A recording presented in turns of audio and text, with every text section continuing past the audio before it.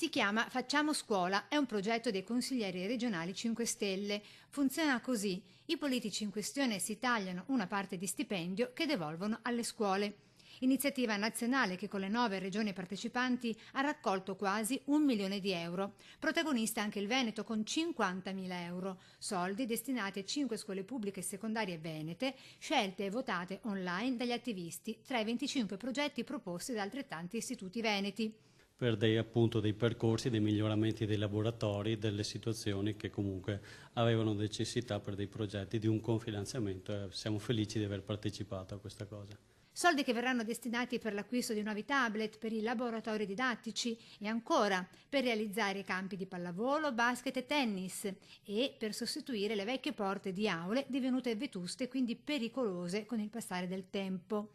Soltanto alcuni dei progetti approvati e che riguardano 4 scuole del Veneziano e una del Trevigiano, quest'ultima a Mogliano Veneto, e le altre a Chioggia, San Donà di Piave e Cintoca Maggiore. Con Simone Scarabel che annuncia anche le prossime imminenti novità sempre in regione, con il taglio dei vitalizi agli ex consiglieri regionali delle passate legislature, appunto. E intendiamo portare avanti questa strada, stiamo ultimando le proposte appunto prendendo spunto da quello che è stato fatto alla Camera e al Senato e quindi arriverà presto un provvedimento immediatamente applicabile anche in Regione Veneto.